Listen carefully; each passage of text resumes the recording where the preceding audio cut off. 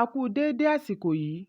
Kókó inú ìwé ìròyìn la mú wá fún yín láti inú àwọn ìwé ìròyìn ilé wa. Orúkọ tèmi ni Ọmọgbémisọ́lá ọmọ Alọ́gọ̀madẹ̀.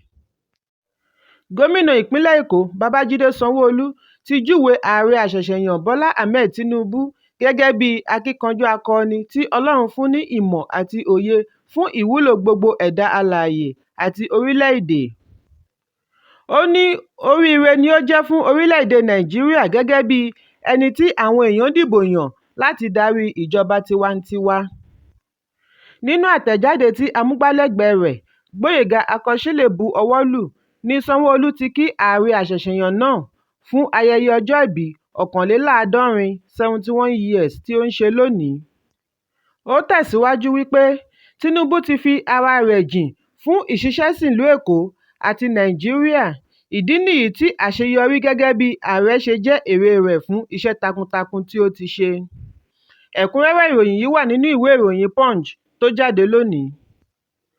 Àjọ tí ń gbógun ti àjàkálẹ̀ àrùn Nigeria Center for Disease Control and Prevention NCDC ti sọ wípé orílẹ̀-èdè Nàìjíríà ti ṣe àkọsílẹ̀ iye ènìyàn tí ó tó 16,600 látàrí àrùn lásà 784 cases.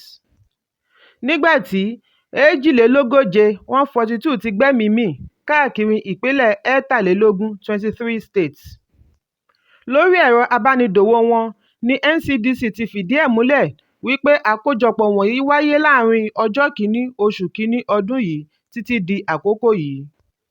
News Agency of Nigeria (NAN) ṣe àkójọpọ̀ ìròyìn yìí wípé àrùn lásà jẹ́ àrùn ayáragbẹ̀mí tí ó sì máa ń ràn bí kò bá rí àmójútó. Ìpínlẹ̀ Ondo ni ó ní àkọsílẹ̀ tí ó pọ̀ jù lára àwọn ìpínlẹ̀ tí àrùn náà ti ń jà. Lẹ́yìn náà ni ìpínlẹ̀ Edo nígbà tí Bauchi ṣe ipò kẹta. Ẹ̀kúnrẹ́rẹ́ ìròyìn yìí wà nínú ìwé ìròyìn Daily Trust tó jáde lónìí. Àjọ òṣìṣẹ́ Nigeria Labour Congress (NLC) àti àjọ oníṣòwò Trade Union Congress (TUC) ti sún ìyanṣẹ́lódì wọn tí ó yẹ kí ó bẹ̀rẹ̀ lónìí lórí ọ̀rọ̀ ọ̀wọ́ngógó náírà sí ẹ̀yìn ọ̀sẹ̀ méjì.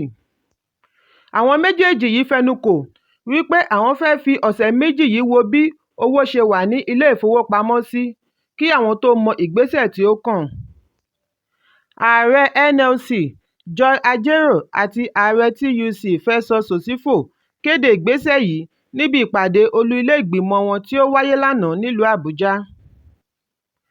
Wọ́n fìdí ẹ̀ múlẹ̀ wípé bí ó tilẹ̀ jẹ́ pé ìṣòro yìí ti ń dínkù káàkiri orílẹ̀-èdè Nàìjíríà, àwọn ìlú bíi Enugu ní ìpínlẹ̀ Enugu àti Onitsha ní ìpínlẹ̀ Anambra sì ń kojú ìṣòro ọ̀wọ́ngógó náírà. Ẹ̀kúnrẹ́rẹ́ ìròyìn yìí wà nínú ìwé ìròyìn The Nation tó jáde lónìí. Ó jẹ́ ohun tí ó ṣeni láàánú lánàá nígbà tí iná mú ilé olókè 5 tó sì jó ṣọ́ọ̀bù tí ó lé ní 1,500 580 shops túútúú. Ìwádìí jẹ́ kó di mímọ̀ wípé iná náà ṣẹ́yọ ní aago 9 ààbọ̀ òwúrọ̀ àná, ṣùgbọ́n ó tó aago 10 òwúrọ̀ kí wọ́n tó fi ìṣẹ̀lẹ̀ náà tó àjọ alámòjútó ìṣẹ̀lẹ̀ pàjáwìrì LASEMA àti àjọ panápaná ti ìpínlẹ̀ Èkó létí.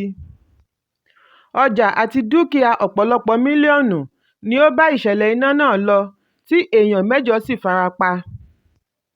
Akọ̀wé àgbà LASEMA Dókítà Olúfẹ́mi Ọ̀kẹ́ Ọ̀sányìntólú sọ wípé àwọn kò lè sọ pàtó ohun tí ó fa sábàbí ìṣẹ̀lẹ̀ náà, ṣùgbọ́n ọ̀pọ̀lọpọ̀ igi àti àwọn nǹkan tó lè tètè múná pọ̀ níbi ìṣẹ̀lẹ̀ ọ̀hún. Bẹ́ẹ̀ sì ni àpọ̀jù èrò fa ìdíwọ́ fún ẹ̀rọ panápaná láti ráyè wọlé síbi ìṣẹ̀lẹ̀ náà. Ìdí nìyí tí ó fi gbà wọ́n ní àkókò díẹ̀ kí wọ́n tó kápá iná ọ̀hún. Ẹ̀kúnrẹ́rẹ́ ìròyìn yìí wà nínú ìwé ìròyìn The Guardian tó jáde lónìí. Kókó inú ìwé ìròyìn tòní kò ní jù báyìí lọ. Ẹ pàdé mi lọ́la fún àkọ́tún ìròyìn.